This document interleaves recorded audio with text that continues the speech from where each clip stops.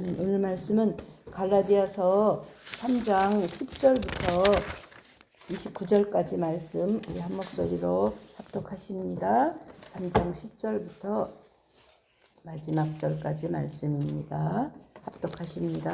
무릇 율법 행위에 속한 자들은 저주 아래 있나니 기록된 바 누구든지 율법책에 기록된 대로 모든 일을 항상 행하지 아니하는 자는 저주 아래 있는 자라 하였음이라. 또 하나님 앞에서 아무도 율법으로 말미암아 의롭게 되지 못할 것이 분명하니 이는 의인은 믿음으로 살리라 하였음이라. 율법 우리 오늘 목요일 아닌가? 어제 거 오늘 거 같이 네.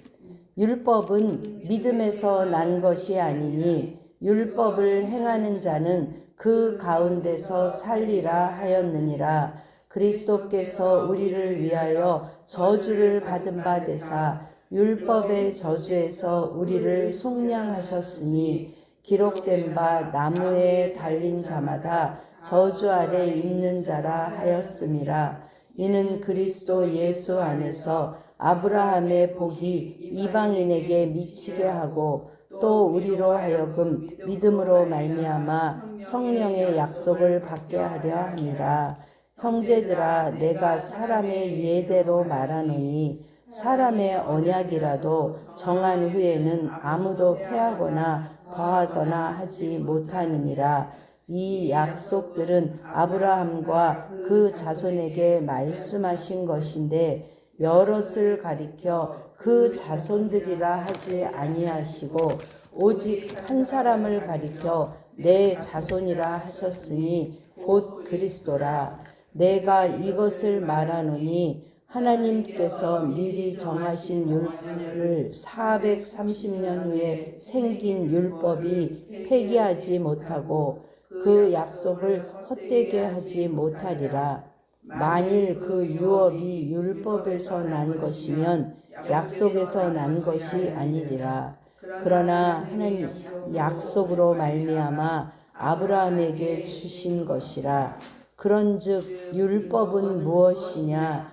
범법함으로 더하여진 것이라. 천사들을 통하여 한 중보자의 손으로 베푸신 것인데 약속하신 자손이 오기까지 있을 것이라. 그 중보자는 한편만 위한 자가 아니나 하나님은 한 분이시니라. 그러면 율법이 하나님의 약속들과 반대되는 것이냐? 결코 그럴 수 없느니라. 만일 능히 살 율법을 주셨더라면 의가 반드시 율법으로 말미암았으리라. 그러나 성경이 모든 것을 죄 아래 거두었으니 이는 예수 그리스도를 믿음으로 말미암는 약속을 믿는 자들에게 주려 함이라. 믿음이 오기 전에 우리는 율법 아래에 매인 바 되고 계시될 믿음의 때까지 갇혔느니라.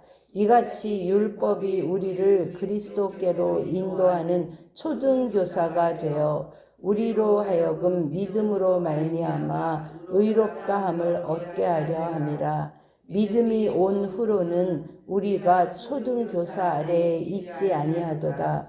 너희가 다 믿음으로 말미암아 그리스도 예수 안에서 하나님의 아들이 되었으니 누구든지 그리스도와 합하기 위하여 세례를 받은 자는 그리스도로 옷 입었느니라. 너희는 유대인이나 헬라인이나 종이나 자유인이나 남자나 여자나 다 그리스도 예수 안에서 하나이니라. 너희가 그리스도의 것이면 곧 아브라함의 자손이요 약속대로 유업을 이을 자니라. 아멘. 이는 살아계신 하나님의 말씀입니다. 아멘. 오늘 저는 오직 약속을 믿음으로 라는 제목으로 함께 은혜를 나누려고 합니다. 이제 어제 말씀에서 우리 김학선 선생님이 말씀 잘 전해주셨는데 제가 조금 요 부분을 꼭 짚고 넘어가지 않으면 율법과 우리가 복음 아래서 늘 혼동되는 부분이라서 제가 말씀을 정리하려고 합니다. 여기 보면 율법 행위에 있는 율법 행위에 속한 자는 저주 아래 있다 그랬고 3장 10절에 율법책에 기록된 대로 모든 일을 항상 행하지 아니하는 자는 저주 아래 있는 자라고 그랬어요. 그러면 우리는 항상 그러면 하나님 율법은 왜 주셨을까? 그러면 다 지키지 못할 거 알면서 우리를 저주 아래 두시려고 이 율법을 주셨을까 생각해 봐야 되는데 이 율법을 주신 때가 언제냐면은 지금 아브라함으로부터 430년 후에 주셨다 그랬잖아요. 그러니까 신명기에 모세한테 율법을 주신 그때가 아브라함으로부터 430년 후라는 거예요. 그러니까 우리는 항상 이 성경을 읽을 때 그 시대적인 배경에 대해서 신명기에 모세의 모세와 함께 출애굽한 그 백성들의 그 생태, 어떤 생태냐면 이 사람들은 애굽에 종살이 하던 애굽의 문화와 애굽의 사상과 애굽에 완전히 물들어 있는 우리가 미국에서 태어난 2세들을 뭐라고 부르냐면 바나나라고 불러요. 왜냐하면 모습은 동양인이에요. 근데 속을 까보면 뭐예요? 흰색이잖아요. 백인이에요. 그러니까 얼굴 보기에는 동양이지만 그 사람은 동양인이 아니에요. 미국 사람이에요. 미국에서 태어나서 미국 문화와 미국 음식을 먹고 미국에서 자랐기 때문에 아무리 한국말을 하고 부모님이 한국 사람이어도 한국에서 살지 않고 미국에서 태어난 사람은 뼛속까지 미국인이에요. 그래서 얘네들이 어렸을 때는 한국말을 해요. 근데 학교에 가면서부터는 한국말을 쓸 필요가 없어. 그래서 한국말을 잊어버리는 거예요. 그러니까 지금 그 애굽에서 그렇게 오랫동안 종살이 하면서 이미 다 말로는 그 하나님을 믿는 백성이라 하지만 이미 다 그게 무너진 거예요. 그래서 하나님은 그걸 다시 세우시는 거예요. 자, 우리가 호세아로 돌아가서 호세아가 가서 고멜을 데리고 왔어요. 그쵸? 그 다음에 뭐라 그랬어요? 내가 너를 가까이 하지 않을 거야. 그리고 그를 어떻게 해요? 그의 마음이 온전히 돌아올 때까지 그가 회복될 때까지 그를 그대로 두는 거잖아요. 그런 것처럼 근데 그것만 갖고는 안 되죠. 이제 그 시간이 지나면 어떻게 해요? 네가 뭘 잘못했지? 이랬으니까 이제 이건 이렇고 이렇게 해야 되지 않겠어라고 다시 재정비하지 않겠어요? 그런 것처럼 율법을 주신 이유는 광야에서 너희가 스스로 지켜서 구원을 얻는다고 생각하면 그게 저주가 된다는 거예요. 율법한테 매인다는 거예요. 그래서 종의 얘기가 나오잖아요. 종으로. 그죠? 그러니까 이 율법을 주신 이유를 정확히 알아야 되는 거. 그 율법을 앞에 놓고 율법의 근본은 뭐죠? 모세오경의 한가운데 뭐가 있죠? 레위기가 있잖아요. 레위기는 뭐 하는 거야? 뭐는 기준이 돼서 뭐는 정하고 뭐는 부정하고 뭐는 하나님은 드려도 되고 안 드려야 되고 이거잖아요. 그러니까 니네가 이 기준을 가지고 내가 뭘 좋아하고 뭘 싫어하는지 그래서 너희는 어떤 백성이 돼야 돼? 정결한 백성이 돼야 돼. 이거를 주지만 이거를 다 완벽하게 다 지킬 수는 없다예요. 그러니까 이걸 보면서 날마다 그래서 하나님이 뭘 주신 거예요? 제사를 주셨잖아요. 제사. 그 제사를 주셨기 때문에 너희로서는 이렇게 의로울 수가 없어. 그러니까 너희가 짐승의 피를 가지고 나가서 그렇게 제사를 드려야 돼. 그래서 그래서 레위기가 사실은 복음 중에 복음인 거거든요. 그래서 그거를 볼 때마다 나는 율법으로는 구원을 얻을 수 없구나. 율법의 행위로 애쓰다 보면 그 스스로 저주를 받아서 신약에서도 그 바리새인들과 사두개인들이 항상 자기는 거룩한 척하잖아요. 그래서 골방에서 기도 안 하고 모든 사람들 나는 이렇게 거룩해 이런 거잖아요. 진짜 거룩하면 거기서 안 해도 되고 우리가 주님 앞에 가까이 갈수록 나는 죄인임을 보게 되는 그 하나님의 은혜 앞에 밝은 등불 대신 주님 앞에 내가 나가가면서 내가 죄인임을 고백하는 것.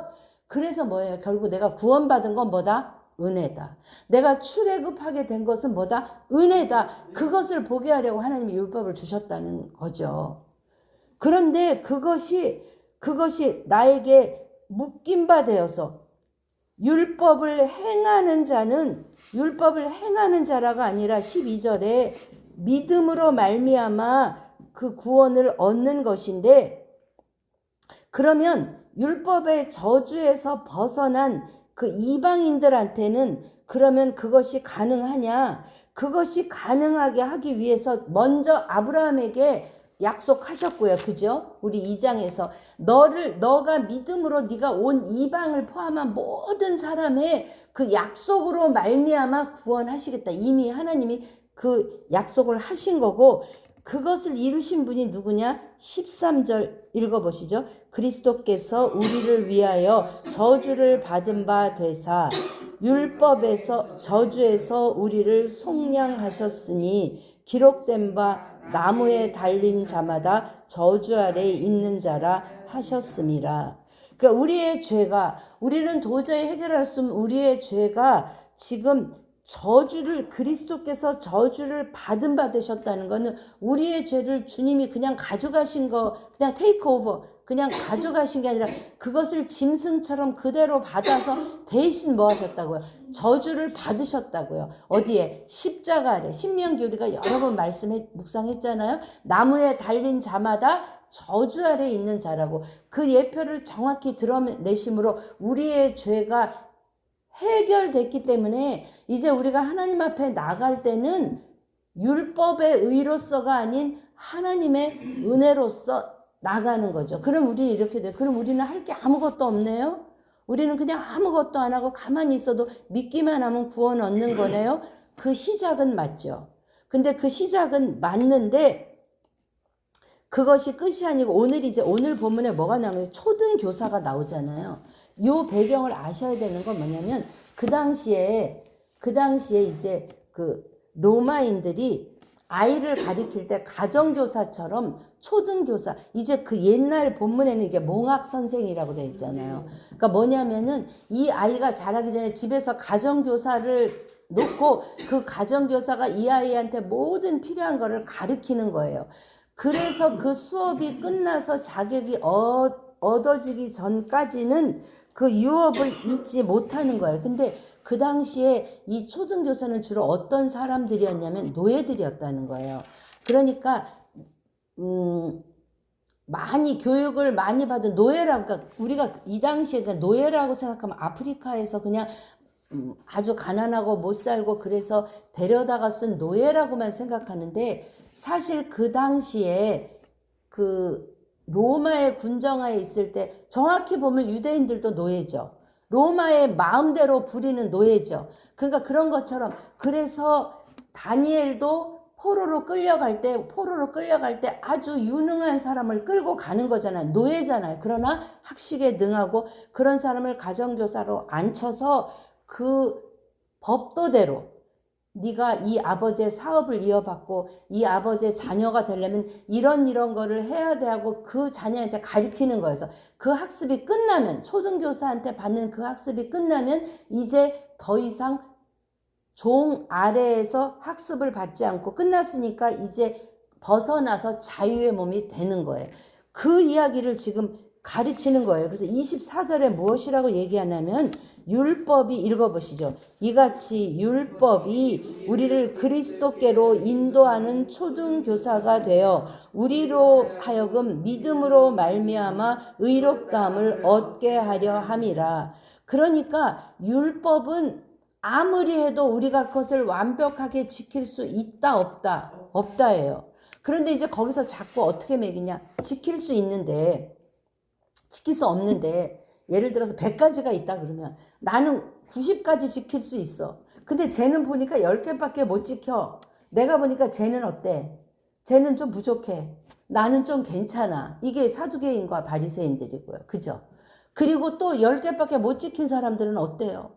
나는 이렇게 죄인이고 그래서 어떻게 해요? 차마 얼굴을 들지 못하고 또 성전에 올 때도 과부가 두랩돈 드리면서 너무 부끄러워가지고 이거 가지고 내가 하나님 앞에 갈 수 있을까? 내가 너무 부끄러워서 만인에는 부자는 어때요? 보라는 듯이 막 쨍그렁 내면서 교회에 와도 어때요? 상석에 앉으면서 이게 다 기준이 뭐예요? 누가 세워놓은 거예요? 하나님이 세우신 기준이 아니라 사람이 세운 기준이라는 거죠. 그건 다 패하기 위해서 예수님이 오셨다는 거예요. 그 예표로 죄인의 예표로 그 죄인이 누구죠? 우리라는 거니까 율법은 거울이에요. 이걸 들여다보니까 여기 뭐가 묻었네? 근데 아무리 지우려도 안 돼. 또 지웠어. 내일 보니까 또 묻었네. 그러니까 나는 어떻게, 나로서는 소망이 없어. 그러니까 어디로 가야 돼? 그리스도께로 가야 돼. 그래서 율법이 그리스도께로 인도하는 초등교사가 되었기 때문에 우리에게 믿음이 들어오면 아까 뭐래요? 더 이상 초등교사 안에 있지 아니하도다. 내가 이제 그 법을 다 깨달았으면, 얘가 그 초등교사 안에 그 법을 다 배웠으면 그 다음에는 더 이상, 그 전에는 그 노예 말을 들어야 했죠. 종의 말을. 너 이렇게 하면 혼나. 이거 해야 돼. 했지만 그게 다 끝난 다음에는 이제 걔는 더 이상 그 의무가 끝났어요. 그러면 이제 아버지께로 가서 그 유업을 이어받는 거예요. 그러기까지 이게 필요했다는 거예요. 그래서 초등교사의 의미인 것이죠. 그러면서 21절에 분명히 이야기합니다. 율법은 쓸데없는 것도 아니고 율법이 반대되는 것도 아니고 21절 읽어보시죠. 그러면 율법이 하나님의 약속들과 반대되는 것이냐? 결코 그럴 수 없느니라. 만일 능히 살게 하는 율법을 주셨더라면 의가 반드시 율법으로 말미암아 쓰리라. 그러니까 누구나 할 수 있는, 지킬 수 있는 율법을 주셨으면 내가 다 지켰어. 그러면 뭐가 되는 거예요? 그 의는 뭘로 이뤘다는 거예요? 율법으로 이루었다는 거예요. 그 하나님의 의는 율법으로 이룰 수 있다 없다? 없다라는 거예요. 그것을 깨닫기 위해서, 그러나 내가, 주님이 말씀하신, 내가 너희를 택한 것은 니네가 특별히 잘나거나 니네가 특별히 내 말을 들어서가 아니라 가만히 보니까 네가 다른 사람보다 약해. 다른 사람보다 부족해. 신명기에 나오죠. 그래서 이스라엘, 내가 너를 택한 거야. 그러니까 네가 조금 뭐 잘 지킨다고, 이렇게 조금 남보다 잘 지킨다고 우쭐댈 필요도 없고, 조금 못한다고 네가 기죽을 필요도 없어. 내가 너를 사랑하는 이유는 무엇이냐? 26절이에요. 읽어보시죠. 너희가 다 믿음으로 말미암아 그리스도 예수 안에서 하나님의 아들이 되었으니 누구든지 그리스도와 합하기 위하여 세례를 받은 자는 그리스도로 옷 입었느니라. 아멘. 그럼 여기서 또 세례가 걸리잖아요. 그럼 세례 안 받은 사람은 그리스도와 합하지 않은 거예요? 아니에요. 왜 주님이 결혼이라고 이야기하시냐면, 여러분, 사실혼 있죠. 사실혼. 세례는 뭐냐면 결혼식이에요, 말하자면. 그죠? 그런데 내가 살았어. 주님하고 살았어. 주님과 나와 하나가 됐어. 그리고 우리가 같이 살고 있어. 근데 결혼식은 못 올렸어. 그럼 부부예요? 부부 아니에요? 부부잖아요. 그러니까 여기서 세례라는 것은 그리스도로 옷 입었다는 거예요. 그리스도와 내가 하나가 됐다는 거예요. 무엇으로? 그리스도를 믿음으로. 그렇게 됐다면 하나님이 우리를 보실 때, 왜냐하면 그리스도로 옷을 입었으니까, 우리가 옷을 입었잖아. 내가 입은 옷이 의의 옷이에요. 그러니까 하나님이 나를 보실 때 나의 이 새카만 죄성을 보시는, 여전히 나는 죄죠. 죄인이죠. 그런데 뭘 보신다는 거예요? 그리스도의 피 묻은 옷, 의의 옷. 그래서 나를 뭘로 본다는 거예요? 그리스도, 내 아들로 본다는 거예요. 그러면 우리는 이제 갈라디아서 마지막에 결론이지만 어떻게 살아야 하느냐? 그전에는 내가 주님의 마음에 들려고, 내가 구원 못 얻을까봐, 더 나아가서 내가 요렇게 잘해서 복을 얻으려고, 그래서 율법을 지키기를 힘썼어요. 저주 아래 있지 않으려고. 그리고 내가 원하는 뭔가를 얻으려고 내가 열심히, 이렇게 하면 복 주시겠지? 이렇게 하면 하나님이 기뻐하시겠지? 뭐냐면 하나님을 기뻐하시게, 내가 무슨 일을 하는 동기가 있는 거예요. 그 동기가 뭐냐면 벌 받을까 봐. 내가 안식일에 어디 딴 데 가면 주님이 내 다리 먹는 분질러 놓을까 봐. 내가 11조 안 하고 그러면 주님이 우리 집 망하게 할까 봐. 이럴까 봐. 동기가 여기 있는 거예요. 이제는 동기가 거기 있는 것이 아니라 남편하고 사는데, 결혼해서 사는데 내가 밥상 안 차리면 남편한테 매 맞고, 내가 뭐 하면 남편한테 혼나고 쫓겨날까 봐 내가 결혼 생활을 하는 거, 그것이 예전에 율법의 종노릇 하던 거. 이제는 내가 주님을 너무 사랑하니까, 사랑하는 남편을 위해서 내가 밥도 짓고 싶고, 사랑하는 남편을 위해서 내가 하고 싶은, 이 순서가 바뀐 거라고요. 근데 내가 때로는 밥 못할 수도 있잖아요. 아침에 늦게 일어나서 내가 출근하는데 밥 못 해줄 수도 있잖아요. 그죠?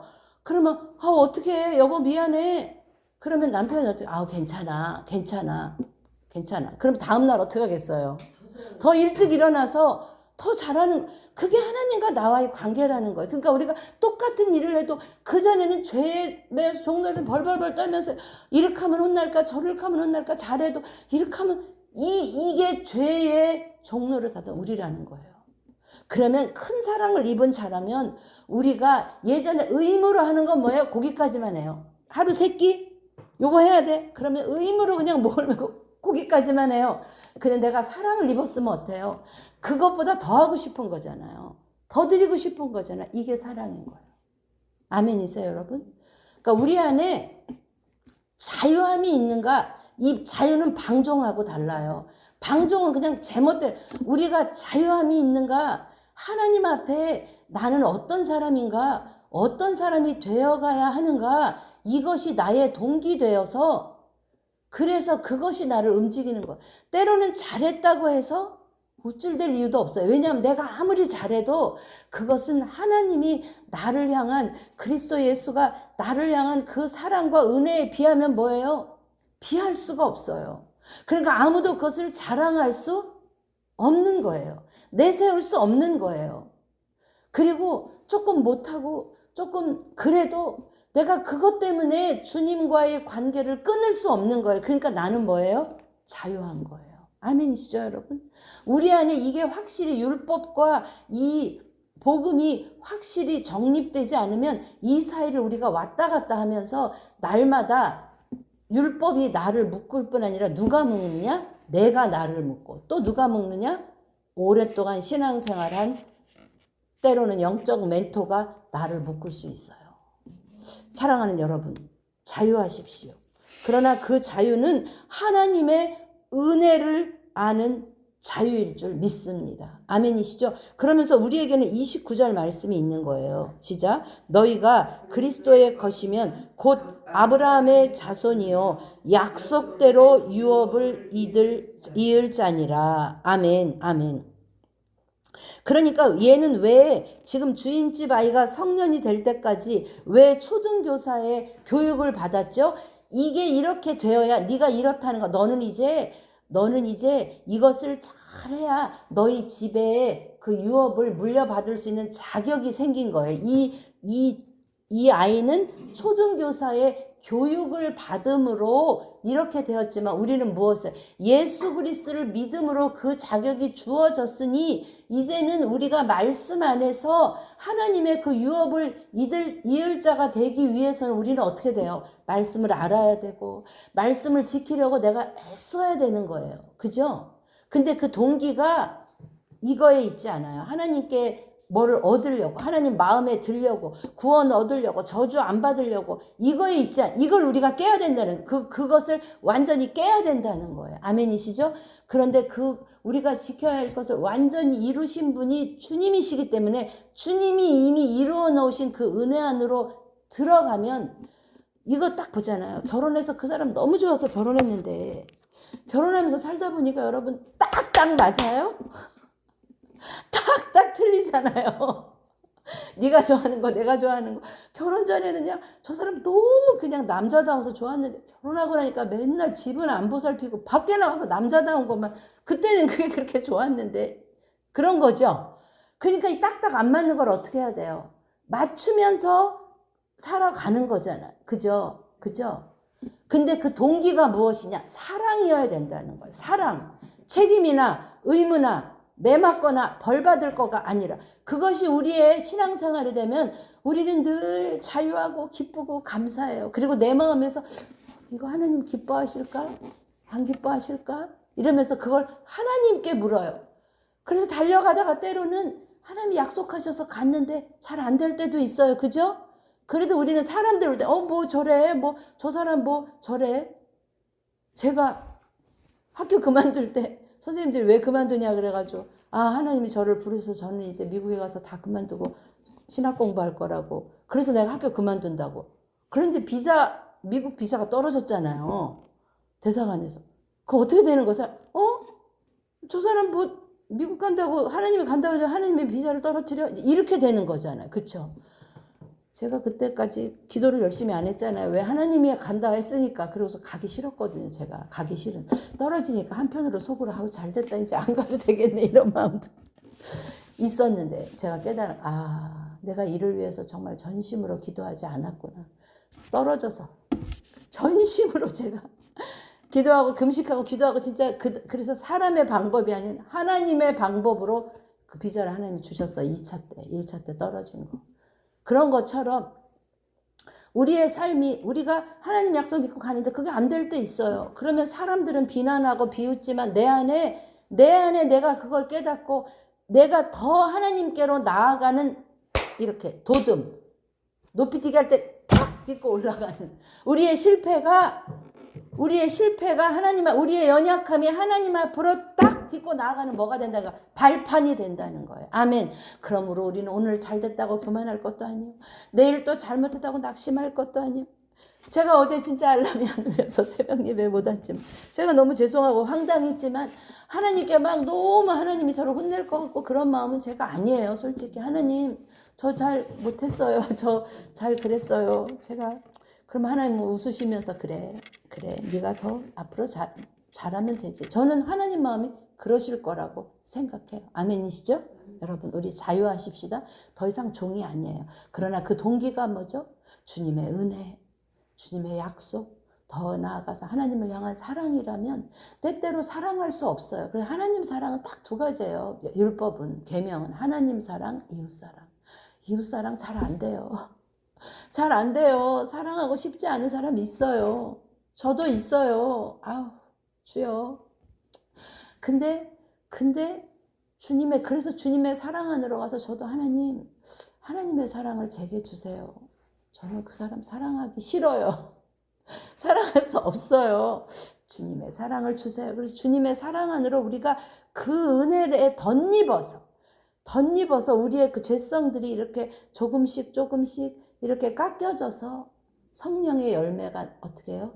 맺어지는 거예요. 되돌아보니까 주님 앞에서 맺어졌더라지 내가 맺었더라 아니에요. 내가 금식해서 내가 기도해서 내 열심으로 맺었더라가 아니에요. 그 순간부터 그거는 성령의 열매가 아니에요. 맺어지니까 그걸 보니까 어떻게 해요? 나로서는 맺을 수 없는데 주님 감사합니다. 이렇게 되는 거예요. 그냥 입으로만 아우 제가 멀리요 하면서 속으로는 그래도 내가 이게 아니고요. 진짜 왜냐하면 내가 알아요. 나로서는 맺을 수 없는 열매. 아멘이시죠 여러분? 자유하십시오. 기뻐하십시오. 감사하십시오. 율법이 있어야 거울이 있어야 내가 죄라는 걸 알아요. 율법의 용도는 그거예요. 그러므로 오늘날 율법은 필요해요? 안 필요해요? 필요해요. 이 말씀이 필요해요. 이웃을 사랑하라 하라. 그것을 모르면 세상과 똑같이 살 거 아니에요. 율법에 감사하며 거울을 들여다보며 하나님 앞에 자유함을 누리며 나아가는 저와 여러분 되시기를 주님의 이름으로 축복합니다. 아멘. 기도하십니다. 하나님 감사합니다. 하나님 율법은 꼭 필요합니다.